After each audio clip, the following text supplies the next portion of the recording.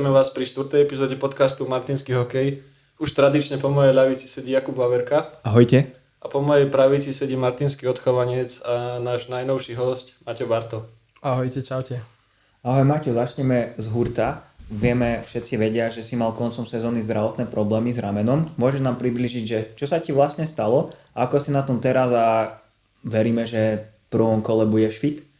Tak určite v to verím aj ja, robím všetko preto, aby som bol čo najrýchlejšie fit. Ešte to není 100%, ale už som v plnej záťaži, hej, trošku ešte to rameno cítim, ale vrajím, je to v plnej záťaži, takže verím, že do toho prvého kola to bude fajn.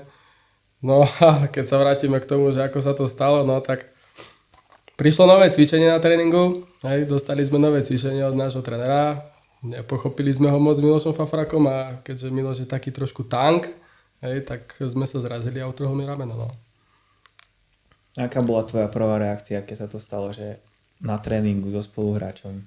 Tak hneď ako sme sa zrazili, vlastne však to človek cíti, hej, už po tých mojich zraneniach už som vedel, že niečo není dobré, hneď som si tak povedal, že vlastne práve rameno som už mal operované, cítil som, že dačo je s tým ľavým, no len už som presne vedel, že to rameno je vyhodené, hej, takže vedel som, že to nebude iba také, že mi to nahodia a budem pokračovať, ako dúfal som v to, hej, no len keď som prišiel aj do šatne a mi ho nevedel pán doktor napraviť, hej, museli sme letieť do tej nemocnice, tam mi ho takisto nevedeli napraviť, hej, čiže ma museli uspávať, hej, a až v narkoze sa im to podarilo mi napraviť to rameno naspäť, hej.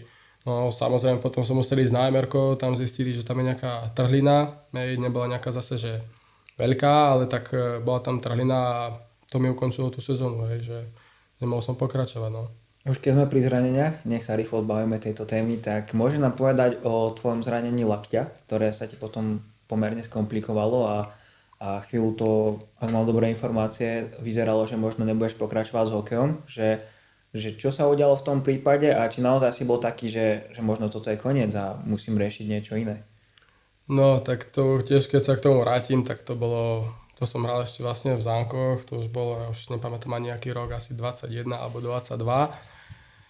A proste nič, to bol tiež, keď si na to tak spomeniem, to bol taký klasický zápas, hej, však Kálo hral takisto hokej, takže vieš, že tie lakte proste sú náchylné na tieto zranenia, hej, nič, ráno som sa proste zobudil s tým, že ma akože trochu boli lakeť. Pokračoval som akože ďalej, nejako som to neriešil, hej, že proste pokiaľ to bola taká bolesť, že ma to nejako moc neobmedzovalo, tak hral som, hej, takisto ako aj teraz, no ale sa to postupne stupňovalo, bolo to horšie, viac to bolelo, hej, a keď už som mal zrazu celý naliatý krvou, tak som to už potom začal trochu riešiť aj s doktormi, ako samozrejme v tých Zánkoch to nebolo také nejaké super, v tom nemali svojho doktora. Hej, nemali sme tam stále toho doktora, čiže ja som si všetky vyšetrenia riešil tu na Martine aj s pánom doktorom Holienčíkom, takže ten mi v tom dosť pomohol. No a chodil som, ja som, asi som hral 2 mesiace, s tým lakťom som hral tak 2 mesiace, že ma to proste bolelo, furt sa mi to plnilo. No potom prišli s tým, že by mi do toho dal zase druhý doktor, potom už sme nevedeli, že čo, hej, stále to bol nejaký zápal, vyťahovali mi odtiaľ krv, ten sajraj taký.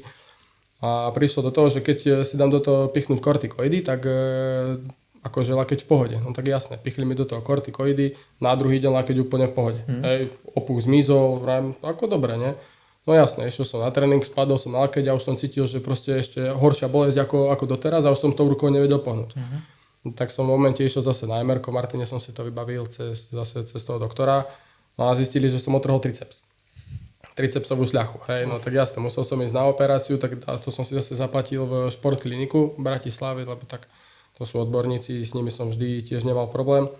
Tak vlastne mi to zoperovali, vložili mi tam skrutku a liečil som sa v pohode. Hej. Prišiel nejaký apríl a všetko vyzeralo, že fajn. Ja som si naplánoval dovolenku, mal som letieť do Dubaja.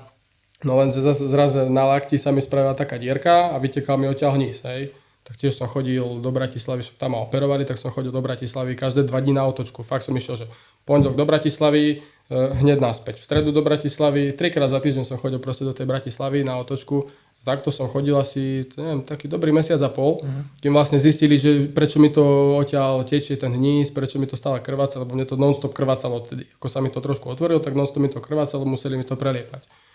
No a nakoniec ti zistili, že mám tam toho nejakého zlatého stafilokoka. Hej, no len, vieš, povedali mi, že treba to vyťahnuť, no len ja už som mal zaplatený Dubaj, hej, za krajem. Pán doktor, týždeň hore dole, to hádam, akože už ma nezabije, nie? No, veď nie, nemal by sa ti nič stáť, ale vrátiš sa z Dubaja, tak hneď príď, nie? No tak som prišiel som z Dubaja a rovno z letiska som išiel do nemocnice a rovno ma previezli na Kramáre. Že už to bolo v takom štádiu, že proste riešili sme to už na Kramároch, na infekčnom. Nebolo to, že hneď v ten deň ma prijali, ale ešte som išiel domov, som si zbalil nejaké veci a za týždeň už ma akože prijímali normálne na Kramáre na infekčné oddelenie, kde ma zavrali do jednej izby a 10 dní som tam kvásil sám na tej izbe, hej, že všetci okolo mňa chodili v rúškach a tak a ja som proste stále nevedel, že čo sa deje. Hej, fakt som nevedel, však nikto sa so mnou nerozprával, iba prišla sestrička, zobrala mi krv v rúšku, v skafandri dobre, že nie, vieš, a chodili tak okolo mňa 10 dní, však mal som tam vtedy 3 operácie za 10 dní. No a jeden večer som sa opýtal vlastne sestričky, keď sa mi nedalo spať, som išiel na chodbu, že vlastne čo mi je, že teda nech mi povedia, že čo mi je. Lebo som ma tak opýtal, že vieš, čo je sepsa? No, neviem, čo je sepsa. No, tak si bol veľmi blízko akože sepsi, tak som si vyhľadal, že sepsa, potom pozerať, že otrava krvi, vieš, rám kokos, tak to už asi není hociaká akože taká ľahkovážnosť. Tak som sa potom s ňou tak rozprával a už tým, že to tam bola dlho tá skrutka, aj ten stafilokok tam už bol, hej, tak akože dlhší čas. Antibiotika už vôbec nezaberali, však ja som mal 3 mesiace antibiotika, aj či tabletkovej forme, potom tam do mňa pichali v injekciách, hej, čiže moja pečeň bola horšia, ako keby som chlastal celý život. Ale, no a späť k tomu, no a ona mi vlastne vtedy toto povedala, že vlastne, že sepsa, ja som si to vyhľadal v rámci kokos, že to je otrava krvi, veď na to sa akože zomiera, nie? No a som sa aj na to pýtal, že hej, že akože už som to mal v takom štádiu, že už sa mi to začalo rozrastať do tela, hej, a napadlo mi to už kosť. Hej, že keby sa mi to ďalej akože môže rozšíriť, tak už by som mal veľký problém s kosťou a s rukou, hej, takže oni mi vlastne potom na tej poslednej operácii mi museli zrezať z kosti, hej, ja mám vlastne normálne na lakti, mám teraz dieru a aby mi to proste všetko odstranili, hej, a vlastne tam som bol vtedy rozhodnutý v tej nemocnici, že proste mi to za to nestojí, hej, že fakt ako som si povedal, že nestojí mi proste hokej za takéto riziko, hej, že proste tej otravy krvi a tak, no potom posledný deň, keď ma akože púšťali, ja som sa s ňou vtedy aj o tom rozprával, ja som povedal, že proste tak ja už hokej hrať nebudem. Ja už som bol rozhodnutý v tej nemocnici proste, že proste končím, aj našim som to oznámil, že nie, tak jasne naši stali za mnou, tak tiež sa zľakli, hej. No a odchádzal som posledný deň z tej nemocnice a zastavila ma tá sestrička, ktorá mi toto akože rozprávala. A mi iba tak akože pošepkala, že aby som si to rozmyslel, čo som akože povedal, že s tým hokejom, lebo že som čistý. Že pozeral si všetky moje záznamy, všetky krvi, tak mi povedal akože, že som čistý, že dokázali to vyťahnuť v správny čas. Hej, že nejako sa mi to nerozšírilo, ani nič, takže tak som si tak povedal, že tak prečo nie, hej, no. Tak dal som to dokopy a ako pokračoval som ďalej. No a z toho, čo hovoríš, tak ono, povedal si, že nemali ste že stabilného doktora v Nových Zámkoch, ale znie to opravom, ak sa milím, ale ako keby si to všetko riešil sám, že ten klub ťa nejako výrazne nepodporil v tomto procese, že predsa len bol si hráč extraligového klubu a že možno ako tento proces funguje, že keď má hráč takýto možno aj nezvyčajný dlhodobý problém, že či ťa nejako podporujú, či zistujú, ako sa máš, možno nejako finančne, vieš, že ako toto funguje. No, tak ako vrajím, vybavoval som si tie vyšetrenia všetky sám, lebo tak ako, neviem, klub to akože bral tiež na takú ľahkovážnosť, ako by som to povedal, že není to nič, lebo fakt veľa hokejistov sa s tým stretlo, hej, že ten lakeť akože naliatý krvou stačí vyliať, no lenže mne sa to proste nezlepšovalo.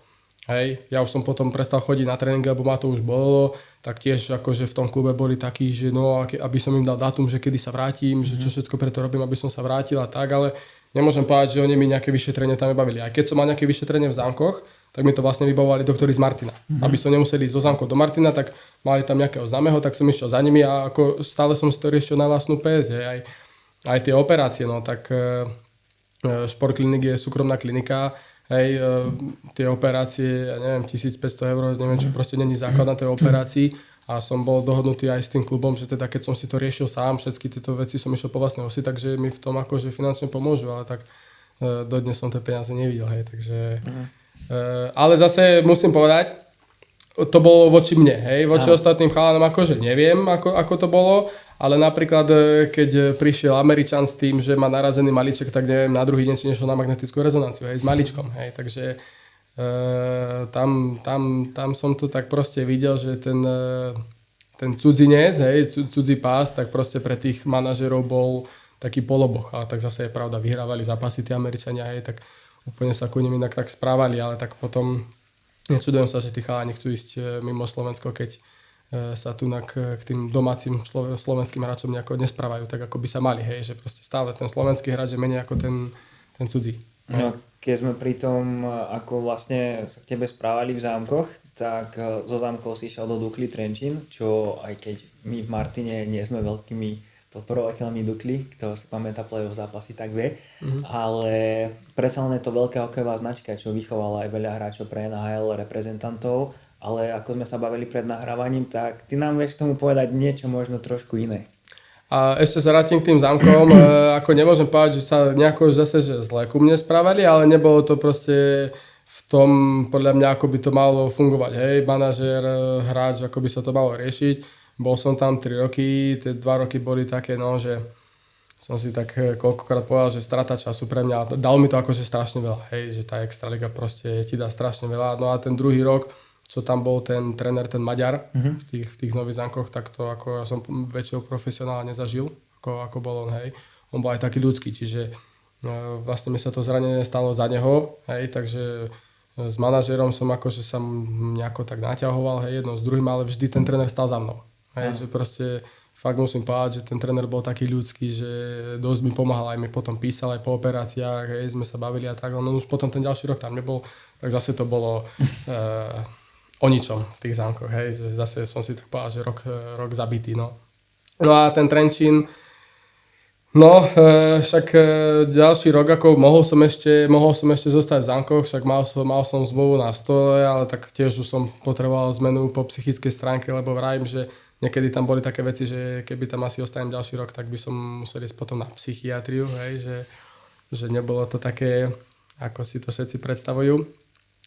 No a nejako sme sa nakontaktovali na Trenčín a nejako som sa nakontaktoval na Trenčín, však tiež ako cez nábeho s nami mi s tým pomohol. A vlastne do Trenčína som išiel na skúšku. Hej, ja som tam začínal od prvého dňa, ako tam boli všetci a no bol som tam vlastne na skúšku, oni už mali kvázi akože kader uzavretý, ale zobrali ma na skúšku a po 2 týždňoch mi teda povedali, že ma akože berú. Hej, že tak ja som bol jasné, Trenčín, značka, Dukla, hej, tak čo môže byť tiež viac, hej, jasne Slován, Košice, hej, na Slovensku, ale tak Trenčín je fakt akože taká značka, hej, hokejová. Tak som akože bol fakt, že rád, že som sa dostal do toho Trenčína. No za 2 mesiace som mal úplne iný názor na ten Trenčín, hej, že zase som bol rád, že som odtiaľ dokázal odísť, hej, lebo tiež v tom Trenčíne to akože tiež nebolo jednoduché, hej, však vlastne ja som tam ten prvý mesiac som tam dochádzal, stále nemal som tam ani bývanie, bol som na skúšku, čiže kvázi som tam bol zadarmo, hej, potom sme sa nejako, už sa schýľovalo k tej zmluve, no a do dneska si pamätám, že keď mi dali tú zmluvu predo mňa, že aby som to podpísal, tak som si od nich vypýtal vodu, že či sa môžem napiť, hej, že som si prečítal tie podmienky a ako fakt ma podoblial, hej, že som teraz nevedel, že či si zo mňa robia srandu, alebo som nevidel, že o 1-0, že tam chýbala a potom som si ju tam doplnil, že proste to bolo zase veľa, tak som akože nechápal z tých podmienok, hej, že teda ktoré mi tá Dukla, hej, tá akože značka ponúkla, hej, že neviem, však akože keď to takto poviem verejne, tak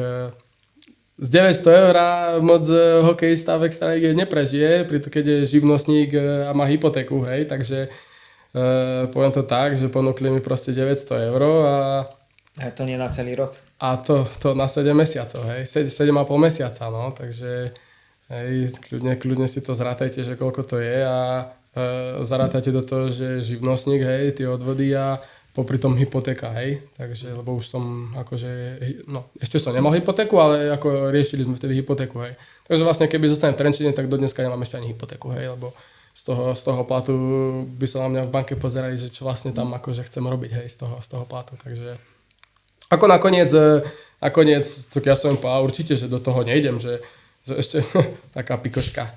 No, keď som povedal, že 900 eur, že zaplatím 300 eur odvody, 600 eur hypotéku, tak som povedal tým ľuďom, čo tam so mnou riešili tú zmluvu, že to mi nič nezostane. Vieš, aká bola ich reakcia? Bojím sa opýtať. Že či mám frajerku. Hovorím, že mám, tak veď ona ti pomôže, nie? Tak to nemyslíte akože vážne, že teraz čo si mi povedali, nie? A to si prísam Bohu, že oni to normálne vážne mysleli, že veď sa presťahuje, akože sem, však dáme ti byt, presťahujete sa sem a môže to s tebou akože fungovať, vieš? A si vravím, veď dobre, presťahuje sa sem ku mne, stratí aj ona zamestnanie, hej, že čo akože tu má rozbenuté, tak vlastne z čoho budeme žiť, hej, keď zaplatím, tak mi nezostane fakt, že nič, hej. Takže ako vravím, potom sme sa nejako dohodli, ja som povedal toto hneď, že toto absolútne nepodpíšem, že to nehrozí proste, že to ja pôjdem radšej do Teska vykladať čokolády, som im povedal takto na rovinu.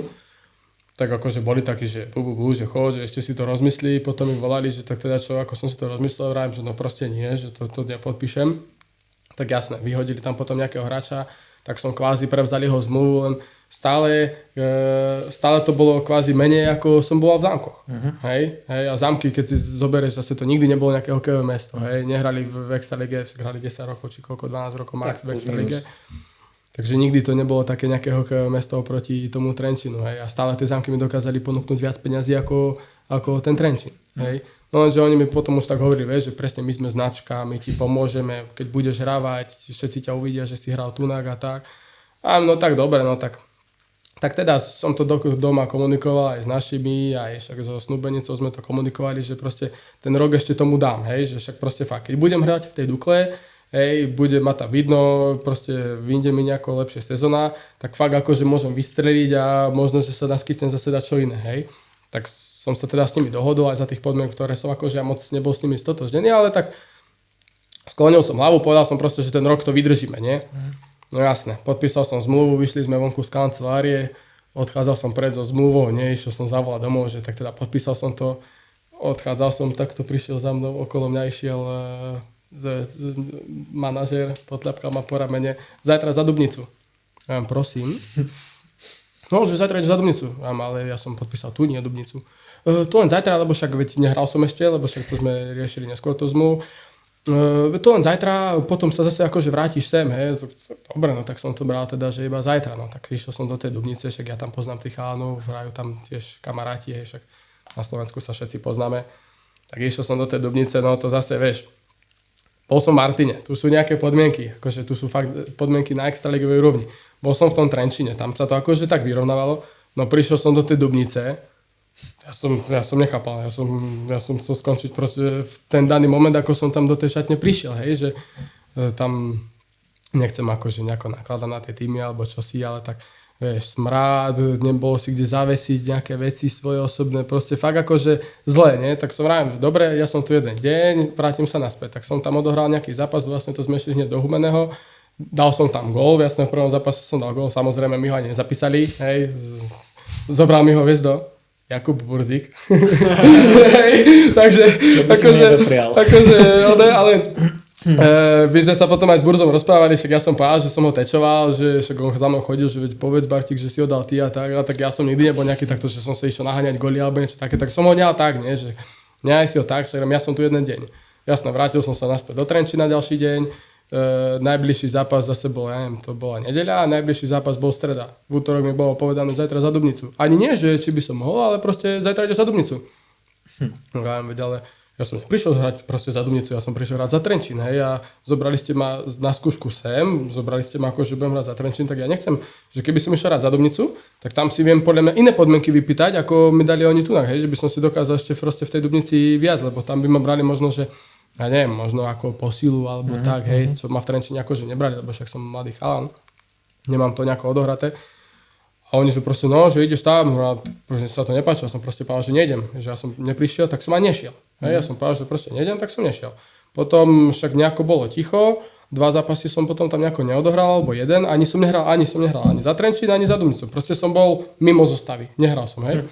No a potom zase prišli za mnou jeden deň, že nedeľu do Dubnice. Vrajím, no ja proste už nejdem do Dubnice, vrajím, ja končím. A pozreli, že prečo končíš? Vrajím, lebo ja som neprišiel za Dubnicu, ale ja som prišiel sem. No, že proste teraz je taká situácia, že musím ísť do Dubnice. Vrajím, dobre, tak ja do Dubnice nejdem. No a už vieš, už prišli také vyhrážky, že nepôjdeš do Dubnice, porušuješ zmluvu, prídeš o peniaze a tak. Vrajím, dobre, ešte tam bol Bokroš, tréner.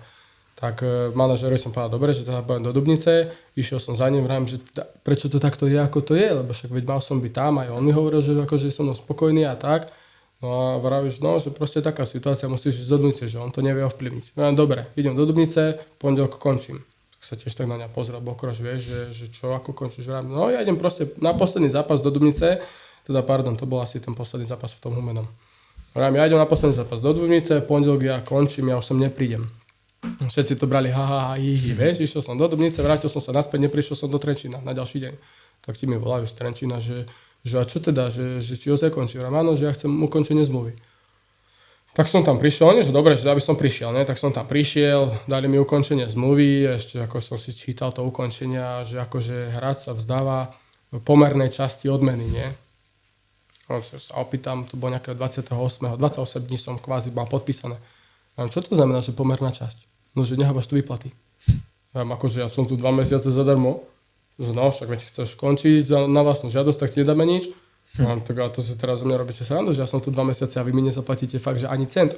No, majiteľ sa postavil, buchol dvermi, že on sa ani baviť nejde, že proste dali mi oni šancu, ktorú som akože nezobral a tak, vrajím, tak to bola šanca úplne iná, ako sme sa dohodli, lebo tak ja som riešil Trenčín, nie Dubnicu, vieš. No, že on sa so mnou nebude baviť, postavil sa, buchol dvermi, odišiel preč. A tomu manažérovi vrajím, tak pozri sa na to ako teraz človek, nie ako manažér, hej, nie ako proste vysoko postavený nado mnou, hej, že pozri sa na to ako človek. Si niekde 2 mesiace, aj tak z toho máš iba 28 dní tú zmluvu a nedostaneš nič, proste nie si spokojný, chceš odtiaľ odísť, že necítiš sa tam dobre, fakt, že akože s hokejom chceš skončiť a tak, necítiš sa dobre a nehal by si všetky peniaze tak, že proste by si sa zobral a odišiel. No, že hej, že on to chápe, že bude sa snažiť mi to akože dať. Vrajím, že dobre, ja akože aj tak nemám v pláne nikde inde hrať hokej, však ja som vedel, že sa vrátim do Martina do druhej ligy. Vrajím, že ja nikde hokej hrať nechcem, ja som im v Trenčine povedal, že ja idem proste do firmy, hej, že dačo rozbiehame s priateľkou a vrajím, že ja idem proste robiť. Tak ako nakoniec mi poslali to ukončenie zmluvy na 28 dní, hej, oni mi dali 28 dní, mi zaplatili z celého to vlastne pôsobenia, čo som tam bol a to mi ešte aj do nejakých centov vyratali. Ja neviem, či ešte mi poslali 69 centov, hej, že ja neviem, 1252 eur aj 69 centov mi poslali. Hej, že fakt, že 28 dní mi vyratali. Odkedy som podpísal zmluvu ja, kedy som povedal, že končím, tak dovtedy mi akože zaplatili, vieš, tých 28 dní. Takže, no, ja musím povedať, že všetci ľudia, keď sa ma toto pýtajú, že ja Trenčín čo, prečo som odtiaľ odišiel, tak nebolo to tam dobre, no. Aj tak skončili tento rok, ako to tam fungovalo, však boli v baráži. Takže keby si porovnal, pretože častokrát my vieme, že martinskí fanúšikovia ako sú verní, tak sú aj nároční, ale keby si porovnal zázemie, aj nejakú možno infraštruktúru, aj podmienky pre hráčov v Martine, je to porovnateľné s extraligovými týmami, alebo je to možno dokonca aj lepšie z toho, čo tu počúvame? Ako zase veľa ľudí sa na to bude pozerať, že teraz hrám tu a hovorím dobre iba na klub, iba skres to, že hrám tu, ale ja som nikdy nemal problém v Martine. Vždy všetko, čo som sa dohodol, fakt tu, však začal som pri Ačku v 17. Od 17 som sa vlastne nemusel v Ačku doťahovať s niekým. Buď za peniaze, za podmienky, alebo čo si, hej. Neviem, možno to je tým, že som domáci hráč, alebo proste možno aj spojením s otcom, hej, že tu ja tak viem aj ostatní chalani, že jasne, mali tu niektorý problém, hej, že niektorí takisto nemajú vyplatené peniaze a tak.